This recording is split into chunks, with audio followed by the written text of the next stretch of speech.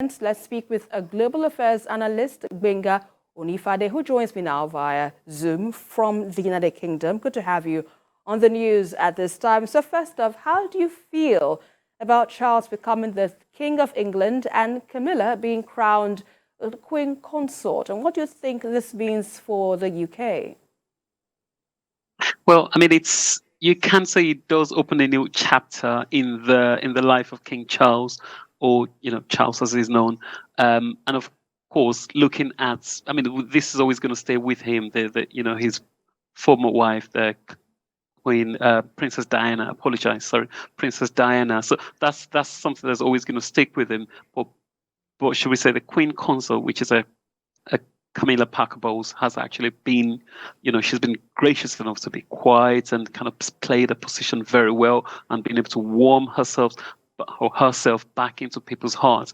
However, on the other side, or on the flip side, this is a celebration that people think is a bit too late in the 21st century, unfortunately, with more than 50% of the population thinking that, this is actually a spending which kind of, should we say, kind of like a waste of excess, and especially in the time where the country is grinding or, binding or, fighting we're talking about the excessive and high cost of living, all over the world, really. And at the same time, so a part of the people also think, with the Queen being worth almost 2 billion, it shouldn't be funded by the taxpayers, whereby, the UK has just had so much going on, and, the common man is screaming for help. So unfortunately, it's quite a mixed reaction. You still do have quite a lot of supporters, but at the same time, and I think the anti-royalists at the same time, they are now,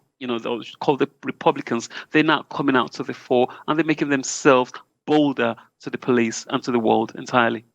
And how might Charles and Camilla's reign be different from Queen Elizabeth II's reign? And what impact do you think this might have on UK's culture, society, and, of course, tradition?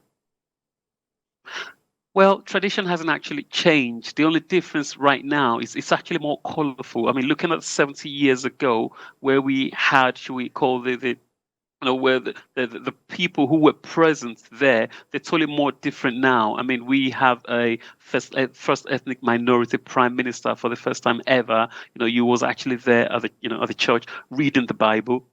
And we do actually have a lot more people. For example, the Jewish leader, who, considering today is actually a Saturday, which is the Coronation Day, for not having to work, considering he doesn't have to work today and he doesn't want to drive, so he was allowed to stay at the Buckingham Palace. So he's able to use the palace. So we're talking about people of multi-faith together. They were able to present this, present the Bible, present to usher in the MONARCH today. So there's a lot more color, really. Should we call it more of a melting pot? And of course, there's a lot more towards, we don't want to waste resources. That's what the king in waiting himself did say. Hence, UK having the third day, which is the Monday, as a bank holiday, which is kind of termed as a day to give back and clean up, and we want to have it as a charitable event. But unfortunately, on the flip side, again, you're looking at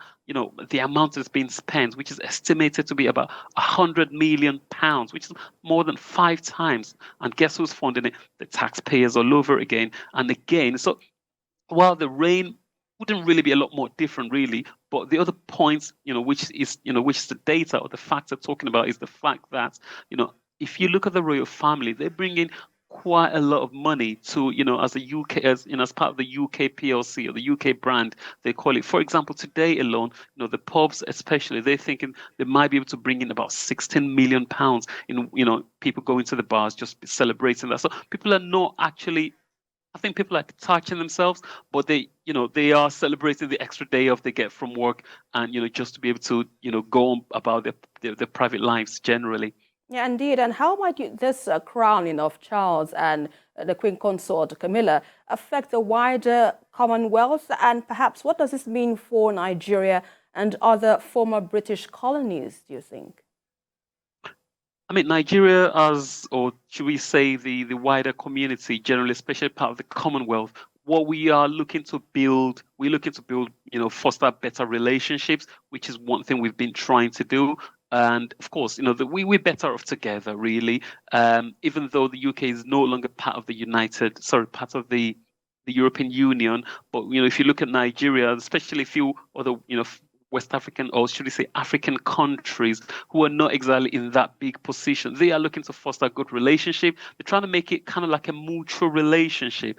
But at the same time, some people, we still do have some nations where the king or the former queen was still a serving head. Some of them are trying to detach themselves now, but they're saying, you know what? How about we have a Shakri-Mora relationship? Let's have it self-mutually benefiting, but we don't want, but at the same time, we want to detach you. Let's remain Republicans, but let's still foster a good relationship whereby it's a win-win situation. I mean, if you look at the days of colonialism, things have actually ended now. So we don't respect, we kind of Nigerian as a Nigerian, we don't kind of respect everybody, anybody. We don't comply to anybody's rules. But this time around is a win-win. And of course, we think if we have you on our side and we have each other on his side, I think things might be better and we could enrich each other. And the fact that UK is no longer part of the European Union, I think as Nigeria, for example, we actually stand a greater chance to the United Kingdom in cooperation and, of course, building bigger business relationships. All right, and that's a fine place to leave it. Thank you very much, Gbenga Onifade, for your insights on the news at 10 tonight.